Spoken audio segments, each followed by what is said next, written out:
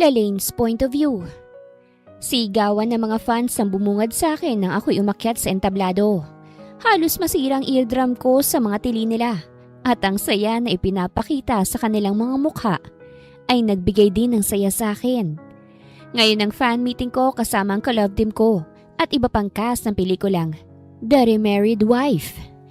Ito'y patungkol sa isang babae na ikinasal muli sa kanyang dating asawa matapos ang lahat ng hirap ng kanilang pinagdaanan. Pumutok to sa mga manonood at sold out palagi ang tickets sa mga sinihan. Grabe ang energy ng mga tao paglabas mo, Miss Lalane. Anong masasabi mo na mas dumadami pa ang fans mo? At tingnan mo, may pa-ship pa ng R-Lane.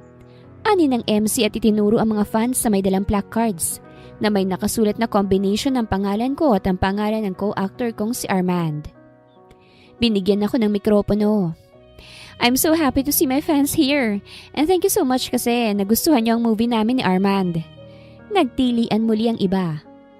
Bago ka umupo, Miss Lalane, may tanong ang mga fans. May label na ba kayo ni Armand Jeronimo? Matagal na kayong magkatambalan. Diba 3 years na? Kinabahan agad ako at napasulyap sa manager ko. Secret na muna. Malalaman nyo sa takdang panahon. Sagot ko't sinubukang ngumiti. Pinaupo na rin ako ng MC sa aking pwesto at ibang cast na naman ang in-interview.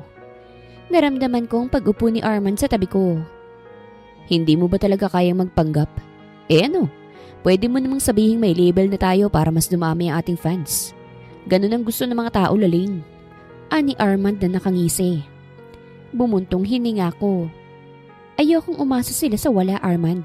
At saka trabaho lang to. May gusto naman ako sa'yo, Laling. Kaya't hindi na nila kailangang umasa kasi may aasahan na sila sa atin. Kung tinatanggap mo sana ang plano ng management, mas sikat na sana tayo ngayon. Hindi ko na pinakinggan si Armand at ngumiti na lamang sa mga taong nakatingin sa amin. Mahirap maging artista. Yun ang realization ko ngayong 3 taon na mula nang tinahak ko ang karir na ito. Ngayong nasa akin ang spotlight, hindi pala siya madali. Pine-pressure at kadalasan, nagiging people pleaser para lamang masatisfy ang mga fans. Ngunit wala akong choice dahil ito ang pangarap ko. Pangarap ko na maging sikat na artista. Kaya ako tinalikuran ang dating hayahay ko na buhay para dito. Naramdaman ko ang pag-akbay ni Armand sa akin. Tumili naman ang mga fans na nakakita. Nilingon ko si Armand at bumulong siya sa akin. Trabaho lang, Lalane. Diba pangarap mong sumikat? Sisika tayo sa ganito. Tiniis ko na lamang ang ginawa ni Armand kahit sa kaloob-looban. Gusto kong sumabog. Pangarap kong sumikat, pero hindi ko pangarap na magkaroon ng love team. I want to shine alone. Yun ang gusto kong mangyari. Ngunit sa puntong ito, napilitan akong idikit ang sarili kay Armand dahil sa mga projects namin. Ngunit hindi kami official na love team. Nang sinimula na ang event, pumila na ang mga fans para magpa-picture at magpa-autograph. Nawala sa isipan kong iniisip ko kanina dahil sa pag-interact ng aking mga fans. Miss Lalane, ang ganda mo sa bagong post mo sa Instagram ah. What's your secret ba? Gamitin mo yung bagong ine-endorse ko na soap. Yun ang secret ko. Sagot ko habang pinipirmahan ang poster na dala niya. Masaya kahit nangangalan niya ang bibig ko kakangitis iba't ibang fans. Picture dito, picture doon. Autograph dito, autograph doon. Ganito siguro kapag mahal mong ginagawa mo. Pagod man ngunit hindi sumusuko. May naglapag ng poster at iba pang papel na pipirmahan sa lamesa ko. May bouquet ng bulaklak din to. Nanlaki ang mata ko sa saya dahil paboritong bulaklak ko ito. Pati si Armand ay natigilan sa nakita at nag-angat ng tingin sa nagbigay. Tumingin din ako. Salamat. Hindi ko na ipagpatuloy ang sasabihin ko nang makilala ko kung sinong nasa harapan ko ngayon. Bumilis ang tibok ng puso ko at mahinang napasinghap. Congratulations sa bagong movie mo, Miss Lalane. Anito sa baritonong boses. Nagustuhan kong palabas. Pilit akong ngumiti. Salamat. Hindi ko alam kung titignan ko ba siya. Hindi ko ine-expecto. Matapos naming maghiwalay 3 years ago para sa karir ko, nakita ko siyang muli. Mas lalo pa siyang gumwapo kaya't kahit hindi siya artista, napapatingin ang iba sa kanya. Pa-autograph naman ako. Tumango ako saka nanginginig na pinirmahan isa-isang kanya mga dala. Hindi ko na tiningnan kung ano ito dahil sa pagmamadali. Gusto ko na siyang umalis sa harapan ko dahil hindi kumakalma itong puso ko. Thank you. Nagkatinginan kami pagkatapos. You're welcome. Wala na ako sa aking sarili magmula nang makaharap ko siyang muli. Natapos na lang ang fan meeting. Natutulala na lamang ako ng hindi namamalayan. Lalaine! Anong ginagawa niya rito? Kailan pa siya nandito sa Pilipinas? Hoy, Lalaine! Napaigtad ako ng tinapik ng manager ang aking balikat. Nasa backstage na kami at hawak ko pa ang bouquet na binigay sa akin. Are you okay? Kumurap-kurap ako. Oo, ayos lang ako, Maria. Nagbaba siya ng tingin sa aking bouquet. Ang ganda naman ng bulaklak na yan. Sino nagbigay? Si Armand ba? Tilian agad ang aking narinig sa backstage. Si Armand naman na hindi kalayuan sa akin ay napangisi na lamang. Hindi dinideny kahit hindi naman siyang nagbigay. Naku ma'am, hindi. May gwapong fan si Lalaine kanina at ibinigyan sa kanya. Pambubulgar ng isang makeup artist. Pwedeng mag-artista yun kung ire-recruit eh. Nakagat kong ibabang labi ko. Hindi naman papayag si Inigo sa ganun. Ayaw niyang maraming atensyon. Kung bakit nandito siya sa Pilipinas, hindi ko alam. Ang huling balita ko sa kanya may bagong kadate siya sa ibang bansa. How come na nandito siya? At kailan pa? At favorite flower mo pa talaga ha? Ani Maria, pangalan ng manager ko, na may dudang tingin sa akin. Favorite flower mong tulip? Akala ko rosas. Ani Armand at nagtaas na ng kilay sa akin. Marami siyang favorite, Armand. Relax ka lang. Bumuntong hininga ako at saka pumasok na sa dressing room para magbihis. Deserve kong pahinga matapos ang nakakapagod na araw na ito. Kaya uuwi ako sa condo unit ko at magkukulong doon ng ilang araw. Pag uwi ko sa condominium ko, ang una kong ginawa ay i-stalk ang account ni Inigo sa Instagram. Nakafollow siya sa akin sa main account ko ngunit ako'y hindi nakafollow sa kanya dahil ayokong magdudang management. Minsan kasi, silang nag-handle ng account ko kaya't gumagawa ko ng isa pang account pang stalk ko sa kanya. May my day siya sa kanyang Instagram kaya't sinilip ko.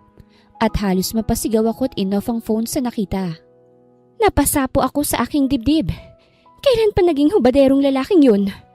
Binuksan ko muli ang phone ko at tiningnan muli ang kanyang my day. Nakatopless siya kaya't kitang-kita ang hiwa ng kanyang abs. Hindi ko namalaya na tumulo ang laway sa aking bibig.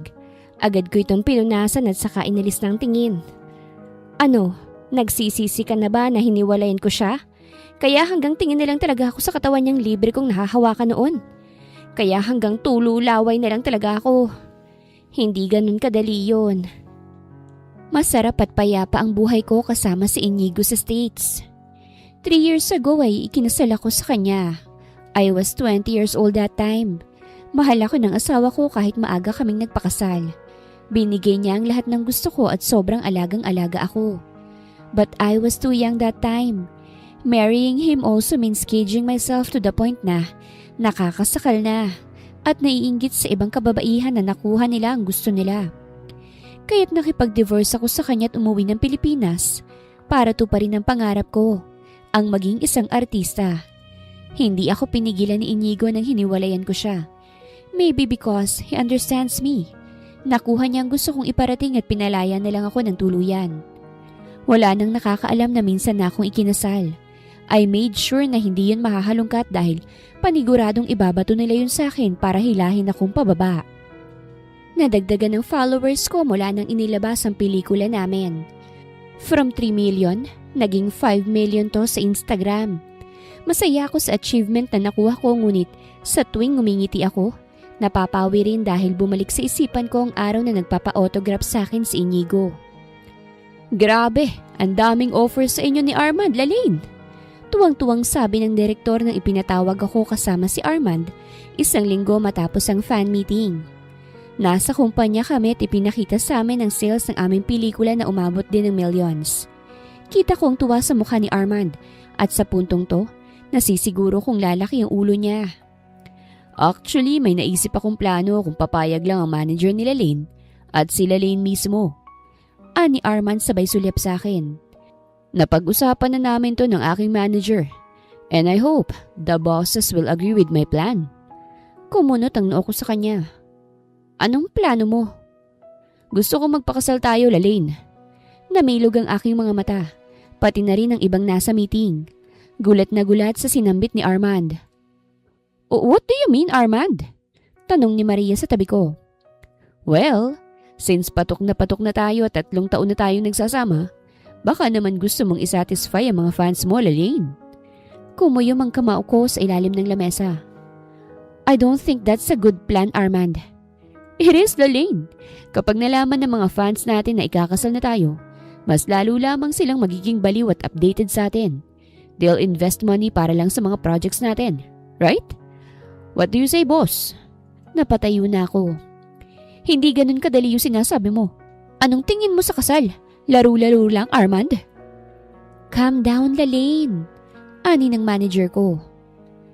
Kung makapag-react naman ang alaga mo, Maria, parang naranasan na niyang ikasal. This is just for a show. May hangganan din. Para lang mas bumango ang pangalan ninyo. Napaka-selfish mo rin naman, Lalaine, kung pangalan mo lang babango. Marami kang fans na fans din naman ni Armand. Trabaho lang. Ani ng manager ni Armand. Napaupo ako. I'm sorry about that, Jade. Kahit ako'y nagulat sa gusto niyo mangyari. They're not even a couple. Yet it doesn't make sense din. Of course, it'll make sense. Sabihin na lang nating patagong relasyon nila tapos biglang kasal. Lalaine, kung gusto mong tumagal sa industriyang ito, sumabay ka sa init ng kasikatan. Napakaswerte mo na nga at si Armand ang nakasama mo sa mga pelikula na puros patok. Kung ayaw niyong maungusan ng kabilang network, do it! Na-stress ako pagkatapos ng meeting. Hindi ko kasi akalain na ganun ang magiging eksena nila. Na magpapakasal kaming dalawa ni Armand para mas lalo kaming papatok. Ayokong matali sa ganitong sitwasyon. Ayoko na may sinusunod para lamang sumikat. Pero alam ko rin sa sarili ko na wala akong karapatang humindi sa plano nila sa akin. Lalo na ng agency dahil silang naghulma sa akin para maging isang artista. Pumayag ang boss sa gusto ng kampo ni Armand. Payag ka ba, Lalaine? Ani Maria paglabas namin. Naglalakad ako at iniiwasan ng kamera na tumutok sa akin. Mabuti at may guard sketch safe akong nakapasok sa van. Wala naman siguro akong magagawa, right? Tanong ko't napasapo sa aking noo. Kung tatanggi ka, maaaring mawawalan ng gana ang mga boss. Alam mo naman, di ba? Sa industriyang to, ang taong marunong sumunod ay siyang pinagpala. So, suportahan nila. Gagatasan. Kaya't pag-isipan mo, Lalaine. Kung papayag ka, sigurado akong masusuportahan ka nila at ng mga fans mo. Pero kapag hindi, baka mawawala ang spark mo at baka mawalan ka rin ng projects. Tahimik akong umiyak habang nasa bathtub. Yakap ko ang aking mga tuhod habang iniisip ko ano bang dapat na gawin. Iniwan ko ang mahal ko para sa pangarap ko. Sinakripisyo ko siya para sa kasikatan na ito.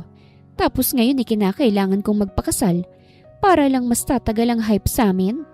Mas lalong sisikat. Maraming suportado sa tandem namin ni Armand. Totoo yun. Isa yun sa nagpasikat sa amin. Kaya kong magpanggap na gusto ko siya at girlfriend niya ako. Pero ang magpakasal? Ayoko noon. Pero gaya ng sabi ko, wala akong kawala sa pinapasukan kong mundo. Kaya't pumayag ako sa gusto nila. Magiging masayang fans natin kapag inanunsyo ng ating pagpapakasal, Lalaine. Maraming sponsors ang darating sa atin. Treat it as a blessing. Ani Armand nang ngiting-ngiti. Oo, Armand. I'll be a good husband. Nanindig ang balahibo ko nang hawakan niya ako sa braso. Bahagya ko yung inalis. Sa kamera lang tayo mag-aastang mag-asawa, Armand. Kung ikakasal man tayo. Umigting ang kanyang panga. Huwag kang pa-hard to get, Lalaine. Tratuhin mo na trabaho ang lahat ng to. Kinakailangan mo nang kumuha ng mahahalagang papeles bago magpakasal. Ang kumpanya nang kikilos sa amin dahil sila naman ang may gusto nito. Totoo ang kasal na ito at negosyo ito. Papaldo man ako, pero mas papaldo ang agency namin sa ginagawa nila sa amin. Pasimple akong nakatingin sa litrato namin ni Inigo sa luma kong cellphone. Hanggang ngayon, ay hindi ko pa rin tinatanggal kasi kahit wala na kami ni Inigo, ay may pwede pa rin akong balik-balikang tingnan. Isang linggo matapos ang desisyon, bigla akong pinatawag. Akala ko ako lang mag-isa ngunit nakita ko rin si Armand doon at ang kanyang kampo na hindi maipinta. Tahimik lang akong naghila ng upuan habang ang boss namin mabigat na rin ang aura. Anong meron? Miss Lalaine, paninimula ni Boss Cha. Magandang umaga po. Umigting ang kanyang panga. Mahal mo ba talaga ang karir mo? Ang ginagawa mo? O habang buhay mo lang kaming lolokohin? Kumunot ang noo ko sa kanyang sunod-sunod na sinabi. Ano ang ibig niyong sabihin, Boss Cha? Napaigdad kaming lahat ng hinampas ni Boss Cha ang mga dokumento sa lamesa. Paano natin iuusad ang plano natin kung kasal ka, ha? Hanggang kailan mo pa ito itatago? Namilog ang aking mga mata. Po, anong sinasabi niyo? I'm not married. Nakalkal ba nilang married life ko noon? Paano niya nasabi na kasal ako divorce na kami ni Inigo? You're married, Miss Lalaine. Nandito, nasa dokumento na ito. Nakalagay na kasal ka. Bago pa lang. Napatayo na ako. Boss Cha? At wala kaming magagawa. Ano magagawa namin? Hindi mo sinabi sa amin na asawa mo sa Inigo de la Torre, ang CEO ng Double L Entertainment. Nalaglagan pang ako. Pati na rin ng ibang tao sa loob ng silid na ito. Boss Cha, hindi ako kasal. Paano nangyari yan? Ano bang itsura ng Inigo de la Torre na yan, Boss Cha? Kilala ko lang siya sa pangalan ngunit hindi ko pa siya nakikita in person. Ani ng ibang staff. Ipinakita ni Boss Cha ang picture ni Inigo. Napasinghap ang manager ko sa tabi ko. Iyan yung nagbigay sa'yo ng bulaklak sa fan meeting, di ba? Napatingin ako kay Maria. Ibinalik ko ang pag-iisip ko sa fan meeting na yon. Sigurado ako na wala na kami ni Inigo. Papaanong kasal ulit ako sa kanya? This is insane. Planado ng lahat. Ang daming excited sa plano. Anong gagawin natin ngayon, ha? Kakalabanin natin si De La Torre? Big sponsor yan. Napasapo na ako sa aking noo. I didn't know you are in a relationship with him, Lalaine. Ani Armand, dismayadong dismayado. Wala kaming relasyon. At anong nangyayari ngayon? This plant won't work if you're married. Kapag nalaman ng fans natin na kasal ka na, mawawalan ka na ng fans. Masisira ang karir mo. Kahit pamayaman ng Inigo na yun, sa atin pa rin nakamasid ang mga tao. They think that you betrayed me. Napaupo na lamang ako. Ang nasa isip ko, papaanong kasal kami? Papaanong nangyari yun? Natigilan ako nang may napagtanto. May pinapirmahan siya. Marami yon dahil gusto ko siyang makaalis agad. Hindi ko na tinitigan ang mga pinipirmahan ko. Hindi totoong pirma ang ginagamit ko kapag nagpapasign sa akin. Totoong pirma pa bang nagamit ko sa kanya? If you're telling the truth, Lalaine, I want you to fix this. Before this month ends, dapat nalinis mo ng lahat. Hindi lang karir mo ang nakasalalay dito. Career din ni Armand. Kumuyom ang kamao ko sa ilalim ng lamesa. Kailangan kong makausap si Inigo. Kailangan kong malinawan kung bakit kasal pa ako sa kanya. Tinawagan ko si Inigo gamit ang lumang cellphone ko. Naroon kasi ang contact number niya at umaasa rin nagagana pa at sasagutin niya ang tawag. Hello? Bungad nito sa malamig na boses. Inigo. Narinig ko ang pagsinghap niya sa kabilang linya. Lalaine, you called? Kailangan nating mag-usap, Inigo. Sabihin mo na rito, busy ako eh. Kumulo ang dugo ko sa narinig. Busy? Inigo, paano kasal ulit ako sa'yo ha? May ginawa ka ba? And what do you mean by that? Nalaman ng boss ko na kasal pa rin ako sa'yo. Now hindi mangyayari ang plano nila dahil doon. Hindi ko mapapakasalan si Armand dahil doon. Narinig ko ang sarkastiko niyang tawa. Oh, magpapakasal ka sa ka-love team mo? Ganun na nga, para mas lalo kaming sisikat. Kaya please, kung ikaw man ang may gawa nun, ayusin mo to. Wala na tayo. I moved on and you moved on too. Baby, hindi pa ba sapat ang atensyon ko para maghangad ka pa ng sobrang kasikatan? I gave you 3 years to enjoy your career. Porket napakadali lang kitang pinagbigyan ng divorce, tapos na tayo? Hinayaan lang kita para maranasan mo ng pangarap mo. 3 years is enough, baby girl. I need my wife now. Namilog ang aking mga mata. So ikaw nga ang may gawa? You signed my autograph. I mean, the marriage contract. Nakarehistro na yon dito sa Pilipinas. Wala ka nang magagawa ron. Bullshit! Mura ko't ibinaba ang tawag. Isang linggo kong hindi nag-update sa social media dahil busy ako sa pag-aayos sa problemang kinakaharap ko ngayon. Nagpunta pa nga ako sa Double L Entertainment para lang makipagkita kay Inigo. Ni hindi ko alam na siya palang may-ari nito. Miss Lalyn, ano ginagawa mo rito? Pa-picture naman po. Ani ng security guard. Pati ang mga empleyadong nakakakita sa akin sa labas ay nagsilapitan. I am here para makausap ang CEO nyo. Is he here? Nandito po siya, Miss Lalyn. Pero may appointment po ba kayo sa kanya? Tanong ng security guard. Wala, pero sabihin mo sa kanyang nandito ako. Habang ginagawa yun ng security guard, panay ang entertain ko sa mga nagpapapicture. Ang iba nagulat. Siguro na intriga dahil may artista sa kabilang entertainment ang nandito. Paniguradong magiging issue na naman to. Miss Lalyn, pasensya na. Sabi ni Sir wala raw siyang kilalang Lalyn Mendoza at hindi ka raw naka-appointment sa kanya. But this is an emergency. Sabihin mo sa kanya na kapag hindi niya ako bababain dito, ipagkakalat kong baby picture niyang kitang kanyang pang-upo. Namilog ang mata ng mga nakaririnig. Ginagalit ako Siya itong nanloko sa akin, ngayon ayaw niya pa akong makita. Tumunog ang phone ko na luma. Tiningnan ko ito at nakita ko na sa Inigo ito. Lumayo ako para sagutin to. Hello? Gagawin mo yon? Ipagkakalat mo? Oo, para mapahiya ka rin. Do it! Ipagkakalat ko rin, nakasal ka sa akin dati. You won't like it, Lalyn. Napapadyak na ako. Bakit mo ba ginagawa to? Bakit ayaw mo na lang akong hayaan? Alam mo ang sagot, Lalyn. Inis kong binaba ang tawag. Wala akong makukuhang sagot sa lalaking ito. Anong gagawin ko? Paano ko to susolusyonan? Hindi pwedeng mawala na lang na parang bulang lahat ng pinaghirapan ko. Nagsombrero ako, nag-face mask at nag-jacket bilang disguise. Gusto ko munang magpahangin, magpawala sa pressure. Iniwan ko ang driver ko sa parking lot ng Double L Entertainment, kaya nang nakasakay ako ng pampasaherong bus, hindi na ako nagtaka na tinawagan ako nito. Ma'am, nasa na po kayo? Pasensya na Manong, umuwi ka na po magpapahangin lamang ako. O sige po ma'am. Ibinaba ko ng tawag at sumandal sa may saradong bintana ng bus. Sikip na sikip ang bus na ito. Sa katunayan hindi ako sanay ngunit ginusto ko to. Gusto kong maranasan din ang hindi dudumugin. Naku, totoo ba ito? Napatingin ako sa katabi ko. Kausap niya ang katabi rin niya sa bus. Ang alin? Kasal daw itong si Lalyn Mendoza, pero hindi kay Armand. Namilog ang aking mga mata. Ano? Saan mo naman nalaman yan? Ayan nag-post ang isang page. Diyos mio, kung totoo man ito ay kawawa naman si Armand. Oo nga nang iwan sa ere si Lalyn.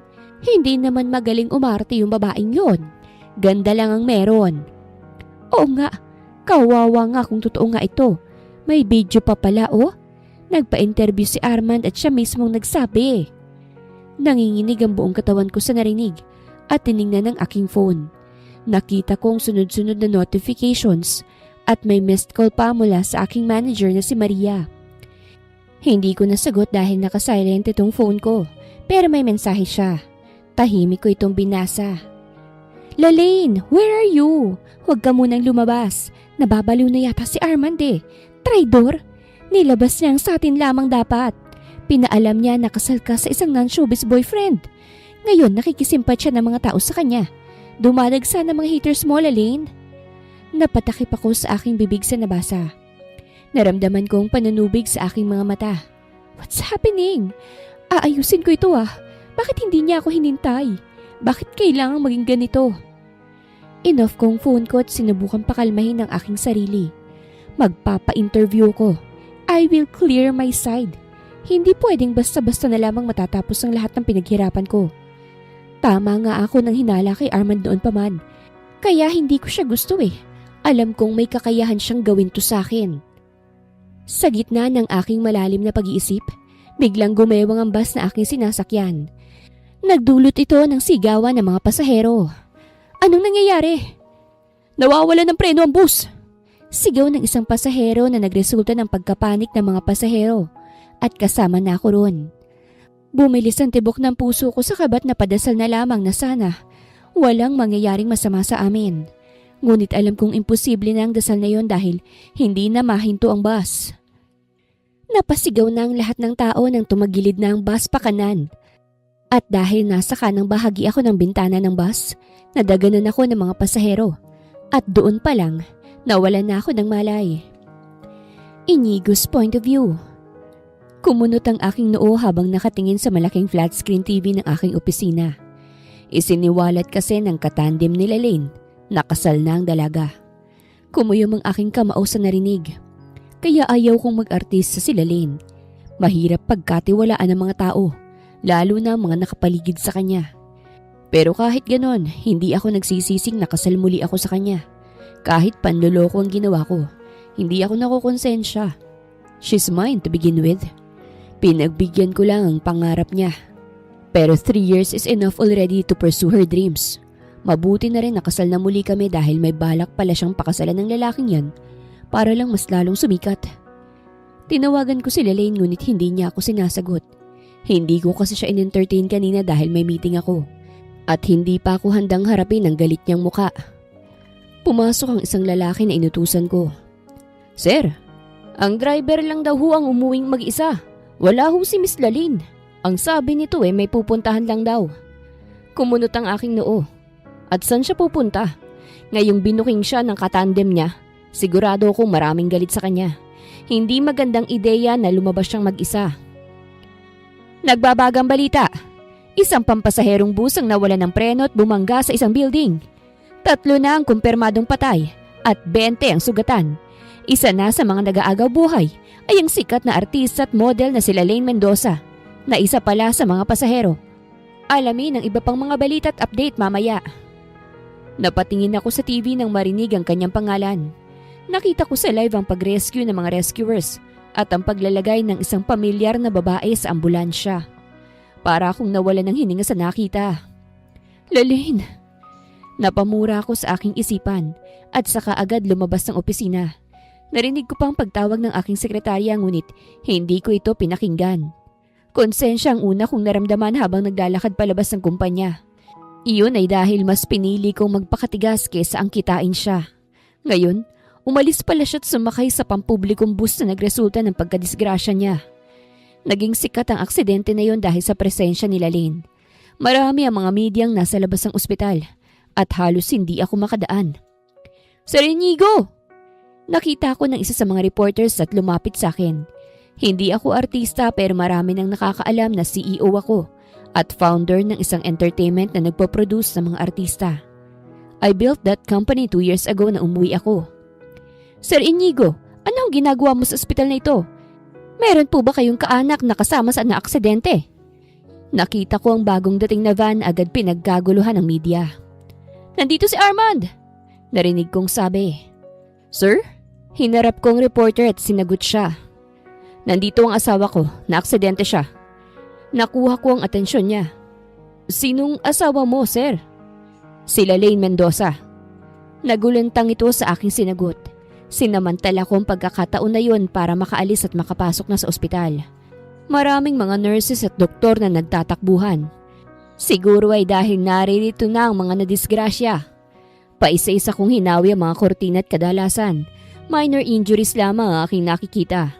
Desperado ako sa pagkakataon to dahil gusto kong malaman ang kalagayan nila Lane. Diyos ko, kawawa naman. Baka dito na talaga magtatapos ang buhay niya. Sayang at ang bata pa. Oo nga kay gandang artista pa naman. Lumapit ako sa 2 ginang na nag-uusap.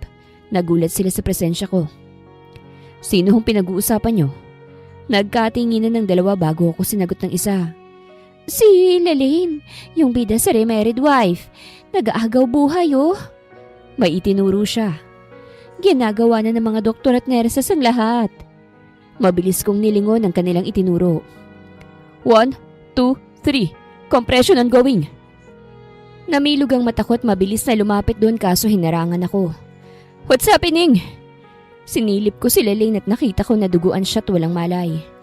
Sir, You need to step back po muna. Critical pong pasyente. Wala pa ring pulse.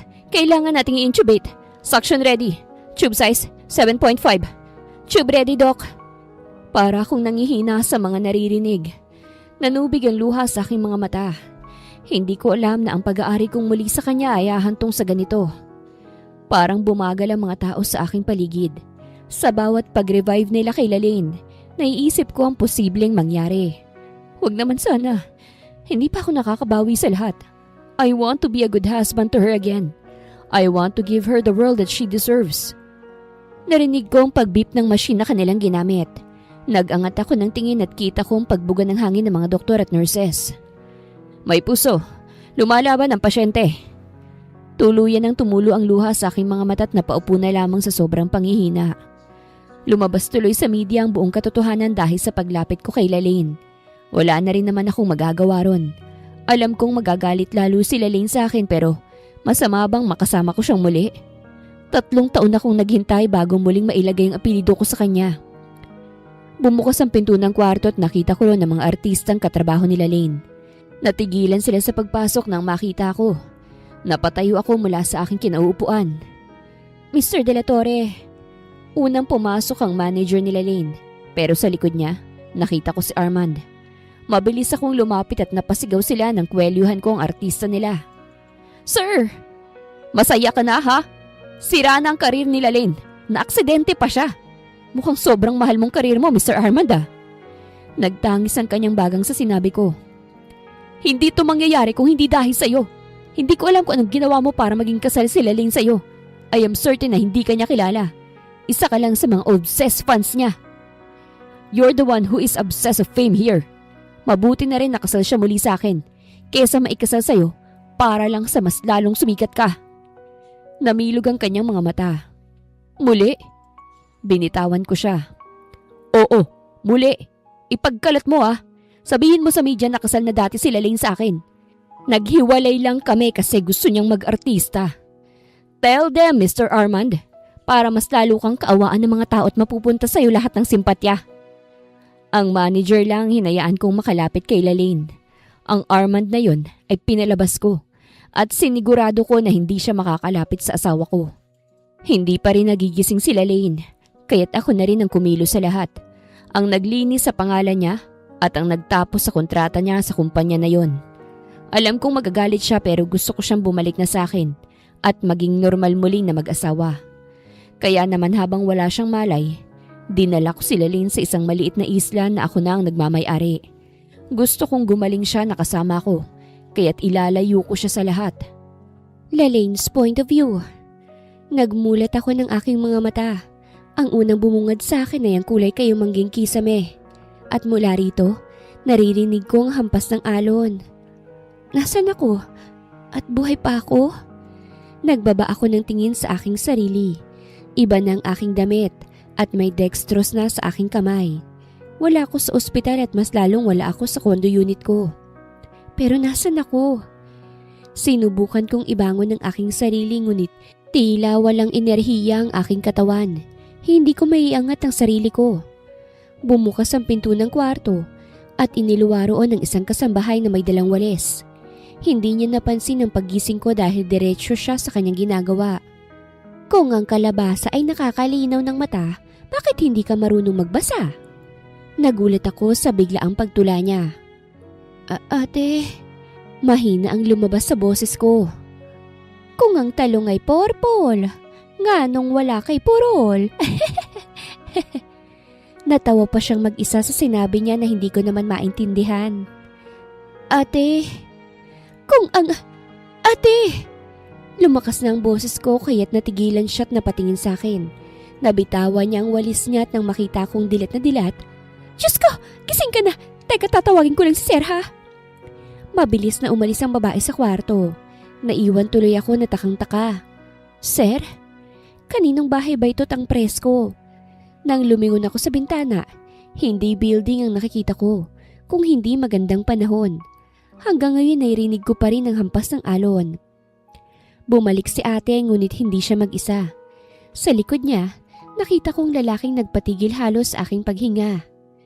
Inigo? Mabilis siyang lumapit sa akin at hindi ako nakapag-react nang yumakap siya.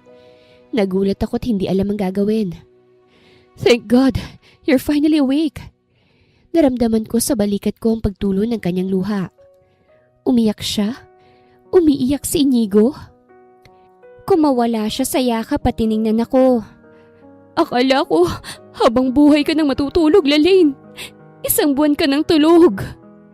Umawang ang aking labi. 1 buwan? Tumango siya. Oo, at wala tayo sa syudad. Nandito tayo sa isla ko. Binili kong lupain na ito para sa atin lamang dalawa.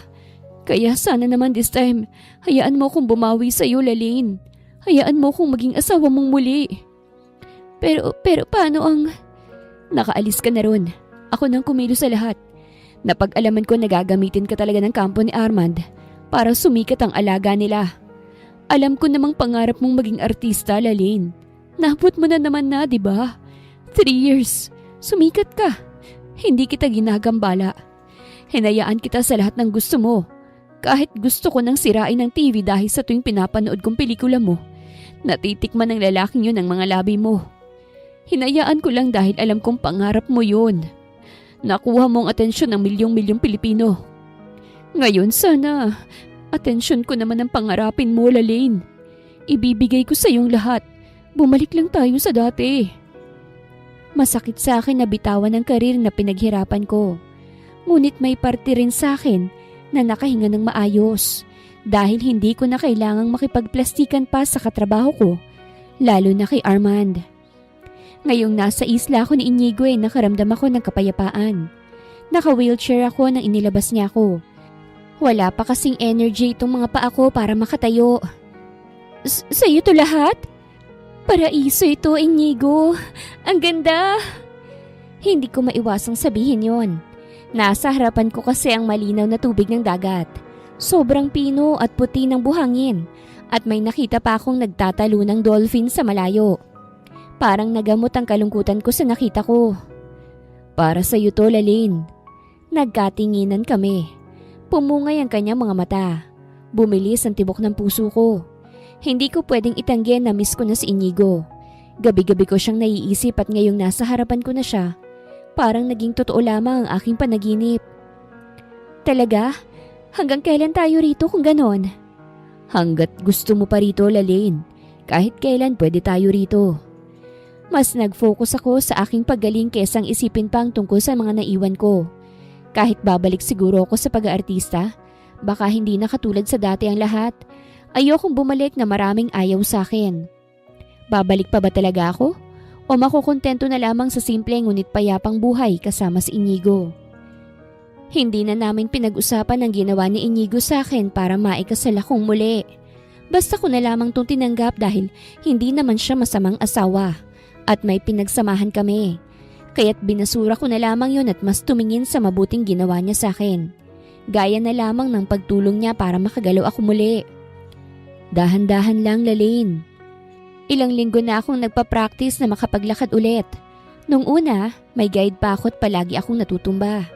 Ngunit ngayon humahawak na ako sa mga bagay na mahahawakan ko bilang gabay. Ang goal ko ay ang makalapit sa kanya. Medyo malayo pa siya mula sa pwesto ko ngunit desidido akong makapaglakad muli. Careful, Lalaine. Huwag mong ipilit kung hindi pa rin. Hindi ako nakinig sa kanya. Bumitaw ako sa aking hinahawakang drawer at maingat na naglakad patungo sa kanya. Oh my gosh, Inigo! I made it! Nakapaglakad na ako! Tuwang-tuwa kong sabi. Yeah, go straight to me, Lalaine. Go! Pag-cheer niya. Malapit na sana ako sa kanya nang bigla akong madapa dahil sa sarili kong kagagawan. Bago pa man ako masalo ni Inigo, natumba ako sa harapan niya at sa aking kadesperadahan. Nahila kong pababa ang shorts niya at nasali ito sa pagkatumba ko. Napapikit ako dahil sa sakit na naramdaman ngunit nang nagmulat ako, paa ni Inigo ang bumungad sa akin at shorts na suot niya na nasa paanan niya. Namilog ang mata ko sa nakita at unti-unting tumingala. Nalaglagan pang ako nang makitang boxers lang ang suot ni Inigo at bakat na bakat ang kanyang pagmamay-ari. Sorry. Si Inigo na mismong nagsuot muli sa kanyang shorts at tinawanan lamang ako. Nag-squat siya sa harapan ko at hinawakan ako sa baba. Sorry, hindi ko sinasadya. It's fine, baby. You did great. Malambing niyang sabit, bumaba ang tingin niya sa labi ko. Nakagat ko ito. Can I kiss you, baby? Namilog ang aking mga mata sa tanong niya. Hindi ko alam kung anong sasagot ko. Para bang natuyuan ako ng laway? Tangulang naging sagot ko at napapikit na lang nang halikan niya ako sa labi.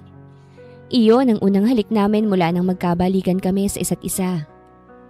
Masaya ang pamumuhay ko sa isla na ito. Kahit kami lang ni Inigo at ilan sa mga kasambahay niya, masaya na ako. Nawala ang lahat sa akin ng pressure. Walang kamera, walang mga fans, at walang boss na naguutos palagi sa akin kung ano bang dapat kong gawin. Walang pagpapanggap ang ginagawa ko. Walang acting. Ngayon ko lang na-appreciate ang ganitong buhay. Napakaganda pala. Masyado lang siguro akong naiinggit noon sa mga kaidaran ko na meron nang na-achieve na sa kanilang buhay. Kahit ang totoo, matagal na pala akong swerte sa asawa ko. Nang tuluyan na akong gumaling, sumakay kami sa bangka at si Inigo ang nagsasagwan.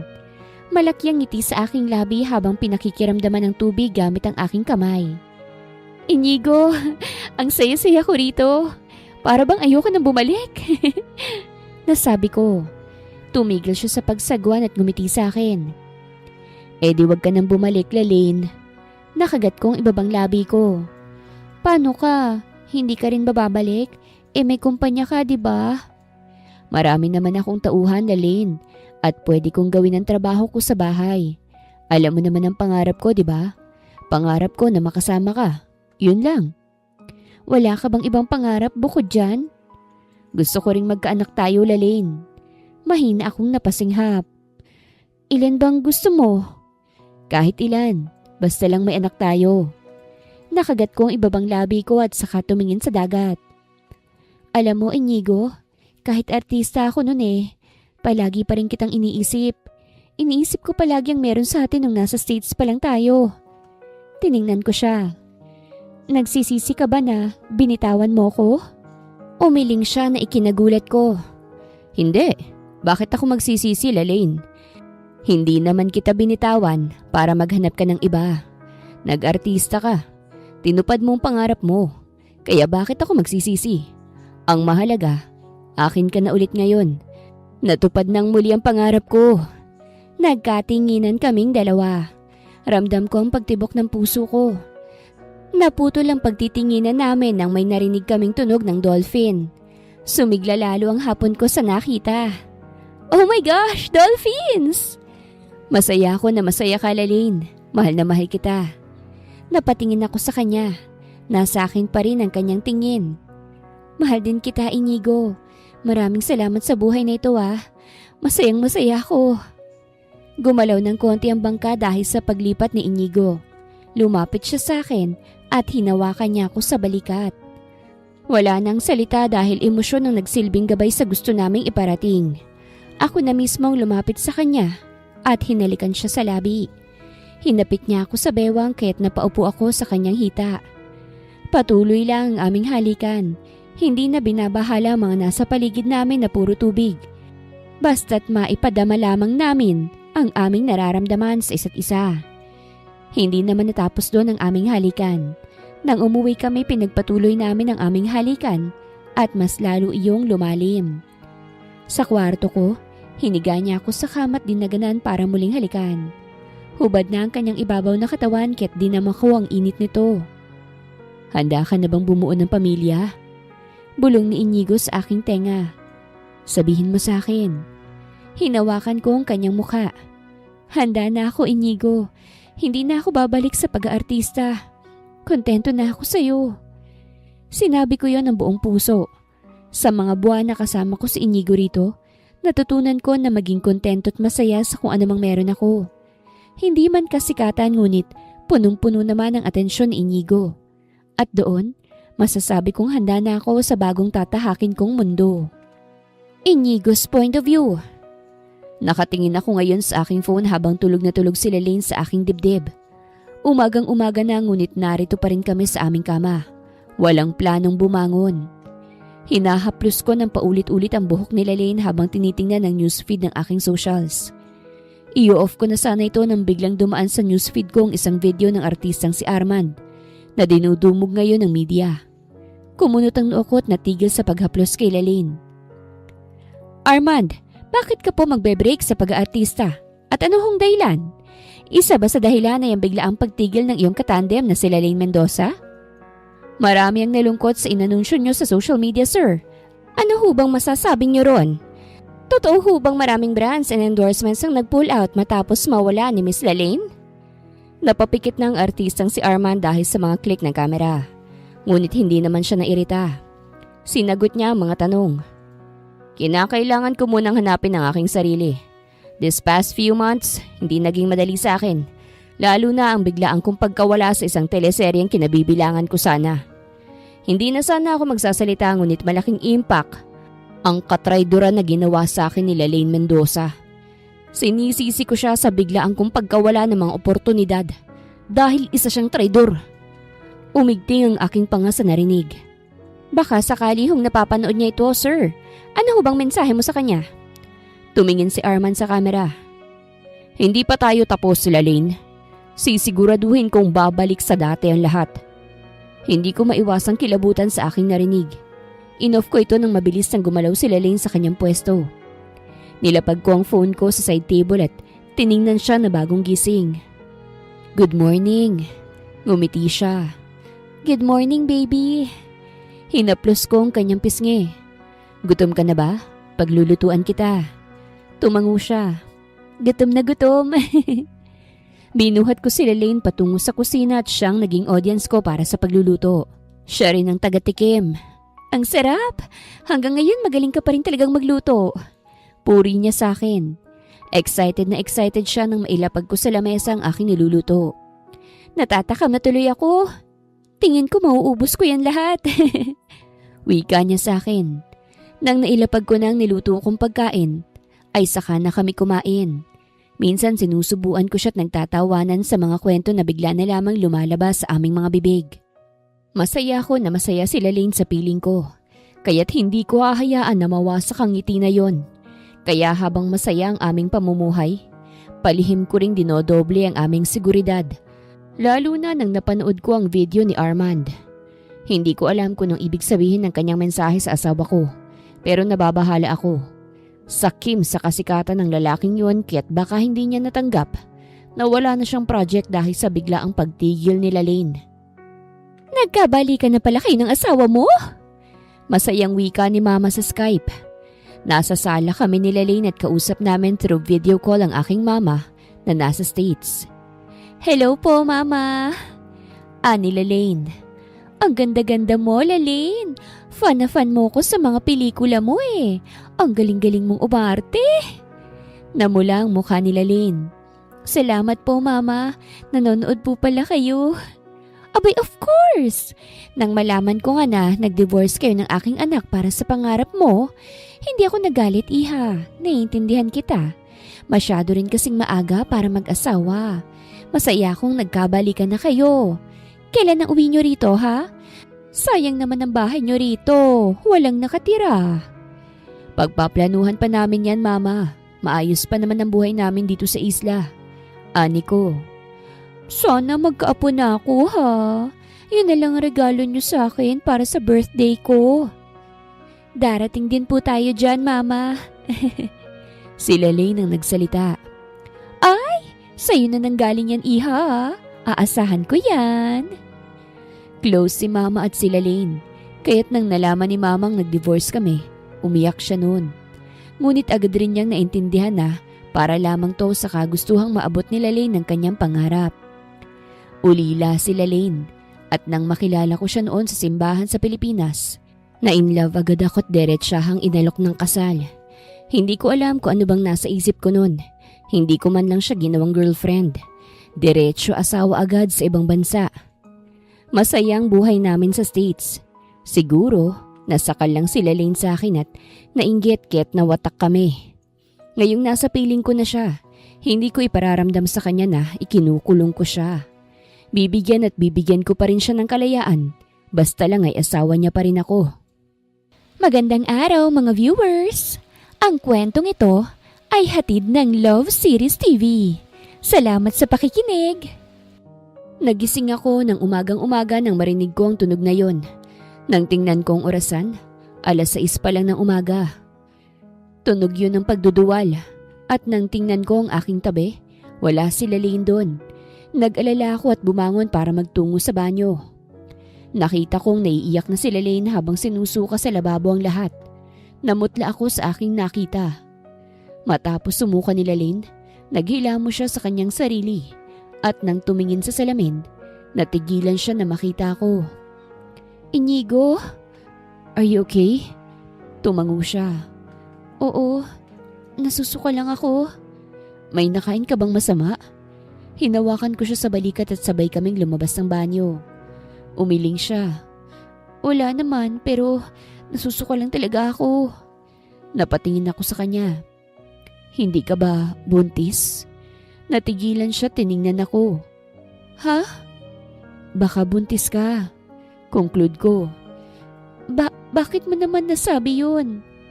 Magpapabili ako ng pregnancy test kit at kapag tama ang hinala natin, magpapacheck up ka sa doktor. Napahawak siya sa aking braso. Paano kung hindi? Ayokong saktan ka, Inigo. Bakit naman ako masasaktan? Mas mabuting ma-check up ka dahil baka iba na yan. Ayokong mapabayaan ka, okay? Kung hindi ka buntis, edi hindi. Ang mahalaga lang, matingnan ang kalagayan mo, okay? Tumango siya saka yumakap sa akin. Nagpabili nga ako sa isa sa mga tauhan ko ng pregnancy test kit. Kita ko ang takot sa mata ni Lalaine nang lapagan ko siya ng 3. Natatakot ako, Inigo. Paano kung hindi? Di hindi. Ayos lang. Sige na, okay? Kung ano man ang magiging resulta, tatanggapin ko. I assured her. Hindi naman ako nagmamadali. Kung kailan ibibigay, tatanggapin ko hanggat buhay pa ako. At kung hindi man, di mag-a-adapt kami o kami na lang dalawa habang buhay. Nag-test na nga si Lalaine. 3 ang kanyang ginamit. At habang naghihintay ako, hindi ko rin maiwasang kabahan. Paano kung iba palang dahilan kaya siya nagsusuka? Ayoko naman na magkasakit si Lalaine. Ayokong mahirapan siya. Narinig ko ang pagtili niya sa loob ng banyo kahit diretsyo akong pumasok doon. Lalaine! Umiiyak na siya ngayon habang hawak-hawak ang pregnancy test. Lumuluha siya ngunit nakangiti. Bakit? Buntis ako, Inigo. Positive! Really? Oo, magiging mommy na ako. At magiging daddy ka na. Niyakap ko si Lalaine dahil sa masayang balita. Hindi ko maipaliwanag ang aking saya. Magkakaroon na kami ng anak. At magiging pamilya na kami ng aking asawa. Agad akong nagpadala ng doktor sa isla upang patingnan si Lalaine. Bago pa lang ang kanyang pagbubuntis. At nakinig din ako sa payo ng doktor kahit hindi naman ako magbubuntis. Bawal ma-stress, mommy ha? And don't forget to eat healthy foods. Mahalaga yon. Okay po, Doc. Congratulations ulit, Mr. and Mrs. De La Torre. Ibinalita ko rin sa pamilya ko sa States ang magandang balita. Sobrang saya nila lalo na si Mama na nagsisisigaw pa. Dito ko sa States mga anak, iha. Gusto ko agad makita eh. Sabik na sabi ni Mama. Matagal pa naman, Mama. Ani ko. Kahit na. Mas magandang nandirito kayo lalo na't artista si Lalaine. Hindi kayo magkakaroon ng payapang pamumuhay riyan. Natahimik si Lalaine kahit nag-alala ko. Huwag ka magagalit, iha ha. Sinasabi ko lang naman ang totoo. Kapag nalaman ng fans mo ang pagbubuntis mo, baka guluhin ka lang nila. Mas magandang dumito ka muna. Payapa rito at nandito kami para sa inyo. Salamat po, Mama. Lalaine, tama ang mama mo, Inigo. Buntis ako. At ayokong magulo ang kalalakihan ng magiging baby natin. Kaya kung pwede, magtungo na tayo sa States. Doon na lang natin ipagpatuloy ang pagbubuntis ko. Ayos lang sa'yo? Tumango siya. Oo naman, ayos lang sa akin. Kailan mo gusto? Pwede ba sa susunod na buwan para makapaghanda naman tayo? Alam ko namang may inaasikaso ka pa rito, lalo na't may negosyo ka sa Pilipinas. O sige, gagawin natin yan. At hinalikan ko siya sa noo. Lalane's point of view. Malaki ang ngiti sa aking labi habang tinitingnan ng sarili sa salamin. May konting umbok na kasi ang aking tiyan, kaya't na-excite na tuloy ako. Ano kayang magiging pangalan mo? Babae ka kaya o lalaki? Tanong ko't hinahaplos ang aking tiyan. Hindi ko naman ine-expect na magiging nanay na ako. Hindi ako takot kasi nandito naman si Inigo palagi sa aking tabi. Good morning. Ngumiti ako nang balingan si Inigo na bagong labas ng banyo. Madali kong naamoy ang kanyang body wash, kaya't lumapit ako sa kanya. Good morning. Ang bango-bango mo. Hinalikan niya ako sa noo. Nababahuan ka kasi sa akin kaya't kailangan kong maligo. Sumimangot ako. Hindi naman. Hindi ko lang gustong amoy. Siguro dahil buntis ako. Swerte ako kay Inigo. Ang swerte ko kasi mabuting tao ang napunta sa akin. Bonus na lang na gwapo siya't mayaman, kaya't hindi mahirap sa akin ang pagbubuntis ko. Sa mga sumunod na araw, nagpaalam ako kay Inigo na maglalakad-lakad ako sa may buhangin sa labas lamang ng aming bahay. Pinayagan niya ako ngunit hindi niya ako masasamahan kasi busy siya sa aming papeles para makaalis na kami ng bansa. Kasama ko ang isa sa mga kasambahay na si Ate Clarita. Siya kasi ang maraming alam sa isla na ito. Posible kaya na maikot natin ang isla na ito, ate? Tanong ko habang tumatapak sa buhangin na nababasa ng tubig. Kaya't nakita ko ang footprints ko. Posible naman po pero hapon na ngayon, ma'am. Baka gabihin pa tayo't mag-alala pa si sir. Tumango ako't napatingin sa kaliwa ko. Nakita ko ang kahil na langit. Umaapaw ang ganda ng araw na papalubog. Ang sarap sa pakiramdam na makita ito. Naalarma kami ni ate nang may narinig kaming kakaiba. Nagkatinginan kami bago hinanap ang pinanggalingan ng boses na iyon. Ano yun ate? Tanong ko. Tinuro niyang malaking bato sa dulo. Doon yata galing ma'am. Diyan ka lang ha, sisilipin ko. Baka may ibong nasugatan. Last time may nakita rin kasi ako dito. O sige po. Tiningnan ko si ate na naglakad patungo sa malaking bato bago muling tiningnan ang araw. Mamimiss kong isla na ito kasi kapag pupunta na kami sa States, ibang tanawin na naman ang makikita ko. Napahaplos ako sa aking tiyan. Swerte mo Made in Island ka pero sa States ka lalabas. Maganda ron. Makikita mo ang lola mo at iba pang kapamilya ng daddy mo. Napansin ko na hindi pa rin bumabalik si Ate Clarita kaya't nag-alala ko. Ate, nandyan ka pa ba? Kumunot ang noo ko nang hindi siya sumagot. Nilingon ko mula rito ang bahay na kalayuan mula sa pwesto ko. Malapit na rin gumabi kaya't kinakailangan na naming bumalik. Ate, nandyan ka ba? Naglakad na ako patungo roon. Ate? Kumapit ako sa may batuhan para sumilip. Ate! Napasinghap ako nang makitang hawak-hawak ng isang pamilyar na lalaki si ate. Tinatakpan na ang kanyang bibig ng tape habang pilit itong nagpupumiglas. Sa lupa, nakita kong isang guard na wala ng malay. Armand! Ngumisi siya. Nakita ko na may bangka sa buhangin. Mukhang iyon ang sinakyan niya para makapunta rito. Mabutit kilala mo pa ako, Lalaine. Sarap ng buhay mo Di ka ba nakukonsensya na nagpakasarap ka rito? Samantalang ang karir ng katande mo, lugmok na lugmok? Bitawan mo si ate! Hindi ko siya bibitawan at maaaring papatayin ko pa siya. Kaya't harapin mo ko, Lalaine. Ano ba kasing kailangan mo? Kasalanan mo yan kung ano man ang nangyari sa'yo. Ikaw ang nagsiwalat na kasal ako. Sinabi ko yun kasi akala ko malulugmok ka ng tuluyan at ako ang aangat. Ngunit nang naaksidente ka, nawala sa akin ang lahat. Iniwan mo ko sa ere. Sinira mong lahat. Kung hindi ka sana kasal, perfect na sana ang lahat Namilog ang mata ko nang maglabas siya ng kutsilyo at itinutok sa leeg ni ate. Armand, bitawan mo yan! Huwag mong idamay si ate rito. Ano bang gusto mo? Gusto ko? Sumama ka sa akin at babalik ka sa pag-aartista.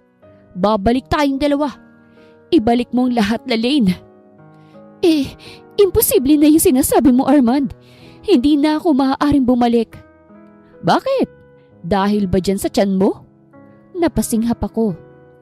Sige, kung hindi ka sasama ngayon, mamamatay ang muchacha na ito. Kasalanan mo yun, Lalin. Kasalanan mo ulit. Tumulo ang luha sa aking mga mata. Sige, sasama na ako sa'yo.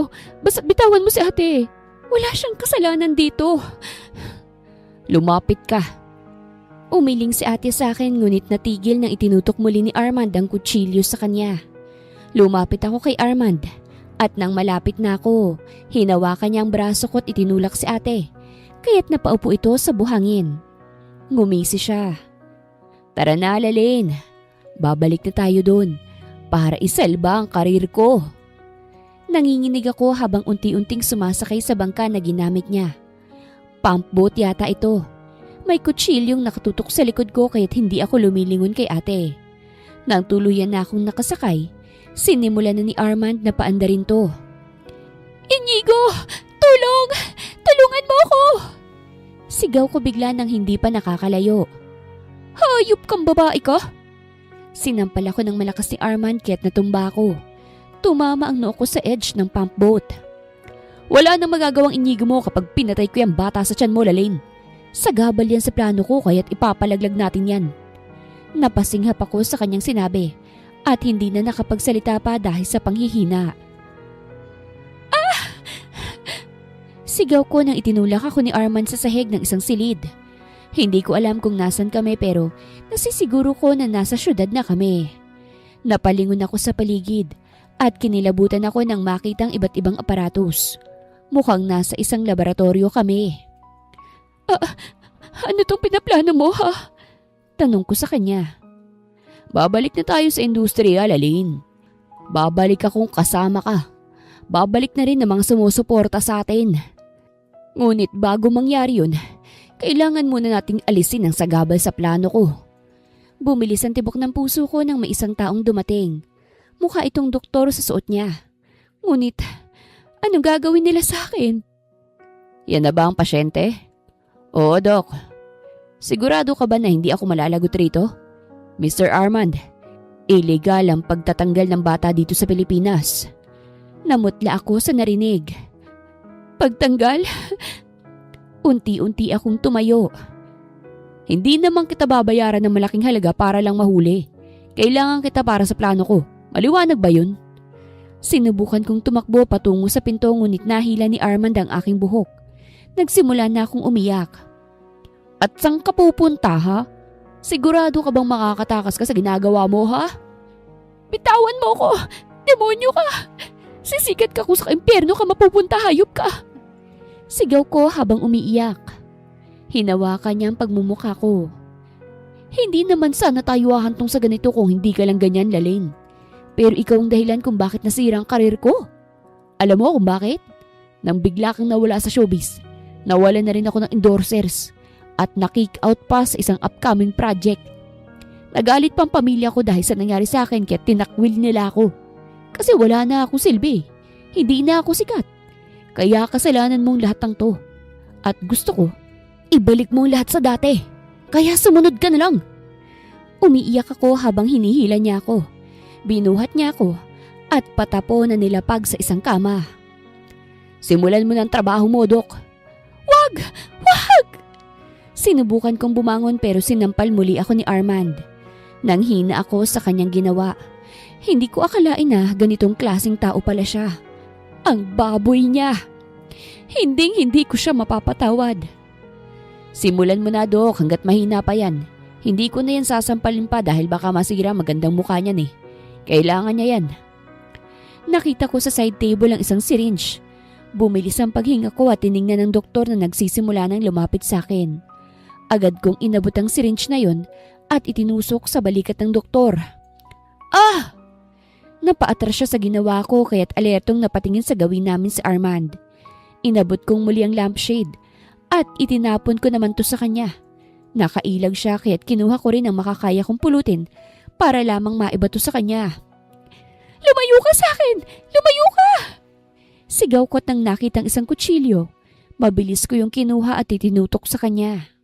Natigilan siya. Sige, subukan mong lumapit. Itinutok ko sa pagmumukha kong kutsilyo. Nataranta naman siya. Ibaba mo yan, Lalene. Wag mong gagawin yan sa mukha mo. At bakit hindi? Katawan ko to. Mukha ko to. Kaya't pwede kong gawin ang gusto ko. Hindi mo ba alam kung ilang milyon ang kikitain mo sa mukha mo? May pangretoke ka naman yata eh. Afford mo ang ipatanggal ang anak ko eh. Baka maibabalik mo rin ang pagmumukha ko. Akmang susugatan ko na sana ang mukha ko nang bumukas ang pinto at pumasok ang mga pulis. Namilog ang mata ko at nabitawan ng kutsilyo. Si Armand naman ay nagulantang at agad na nagtaas ng kamay. Sir, anong ibig sabihin nito? Sunod na pumasok sa pinto si Inigo. May hinahanap siya at nang makita ko ay dumiretso siya sa akin. Lalene! Nanghina ako nang nasa bisig niya na ako. Hinaplos niya ang aking mukha. I'm sorry. Umiling ako. Wala kang dapat ikahingi ng sorry. Ako dapat kasi sumama ako sa kanya eh. Huwag mong sabihin yan. Pasensya na't pumasok ako sa mundong to. Iniwan kita noon para sa pangarap na ito na muntik nang pumatay sa baby natin. Don't say that. I'm here.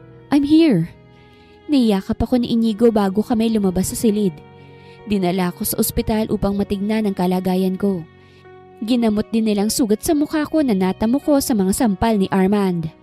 Nakakulong si Armand ngayon dahil sa pagkidnap sa akin. Pero bukod doon, may iba rin siyang kasong kinakaharap. Gumagamit ng droga si Armand at may ebidensya sa condo unit niya. Wala namang nangyaring masama kay baby. At pati ang guard na nawala ng malay sa isla. Okay na raw, sabi ni Inigo. Pupunta na tayo sa States. Maayos na mga papeles. Anya sa akin. Doon mas panatag ako. Mas magiging safe ka. Oo, sasama ako sa iyo, Inigo. Ngunit bagong lahat ng yon, gusto kong mag-post sa social media accounts ko. Anong ipopost mo? Na formal na ako magre-retiro bilang artista at magiging normal na tao na lamang. Nagkatinginan kaming dalawa bago tumango. Niyakap niya ako at bumulong siya. I'm proud of you, Lalene. Nag-post ako ng mahabang message sa aking social media habang ang litrato ay ang sunset na kuha ko pa mula sa isla. Sari-saring reaksyon ang natanggap ko mula sa mga fans ko. Ngunit kadalasan sa kanila, tinatanggap to at hinihiling ang kasiyahan ko. Nag-iimpake na kami ni Inigo para sa aming pag-alis. Napangiti ako nang makita ang mga natanggap ko sa mga fans ko ngunit hindi ko na sila kayang dalhin. Ready ka na ba, Lalene? Yumakap sa akin si Inigo mula sa aking likuran. Ready na ako, Inigo. Hinalikan niya ako sa pisngi. Let's go. Malilate na tayo sa flight. Sobrang gaan sa pakiramdam na aalis ako sa bansang to nang walang pagsisisi. Wala akong naiwan at formal din akong nakapagpaalam sa mga taong sumusuporta sa akin. Parang pelikula ko lang ang sarili kong buhay. Parang ako lang si Sanya, ang pangalan ng bida na ginagampanan ko. Naghiwalay sila ng kanyang asawa ngunit bumalik pa rin sa kanya. Magkahawak kamay kami ni Inigo nang nasa airport na kami. Ngunit natigilan ako nang makita ko ang mga banners. We love you, Lalene! Hindi naman sila nakadisturbo sa ibang tao. Naroroon lang sila't kumakaway at may ngiti sa mga labi. Inigo, gusto ko sana silang puntahan.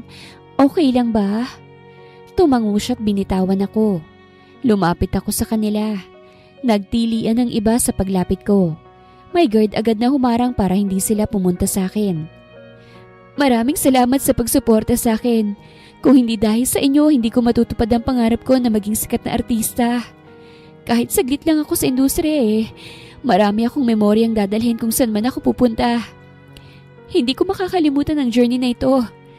Maraming salamat sa inyo. Nagbawa ko sa kanila at inayos ko ang aking tayo at kumaway na ako. Mahal ka namin, Miss Lalene. Hiling namin ang kasiyahan mo. Oo nga, Miss Lalene. Sana mag-update ka pa rin sa social media mo kahit hindi ka na artista. Mag-aabang kami palagi. Natawa ko. Sige, gagawin ko yan. Hindi napawi ang ngiti sa aking labi hanggang sa nakasakay na ako ng eroplano. Natupad ko na ang pangarap ko kaya't ibang pangarap na naman ang tutuparin ko. At iyon ay ang maging asawa at ina ng magiging anak namin ni Inigo. Pagdating namin sa States, sinalubong kami ng pamilya ng aking asawa. Sobrang saya ko nang naramdaman ko ang kanilang pag-welcome sa akin na kahit lumaki akong ulila, nasisiguro akong hindi ako mamamatay na ulila kasi may sariling pamilya na ako. At nang lumipas ang 1 taon, masaya kong ibinahagi sa aking mga social media accounts ang litrato ng aming unang anak na ilang months pa lang sa mundong ito na may caption pa na, "My own Sanya de la Torre." Wakas!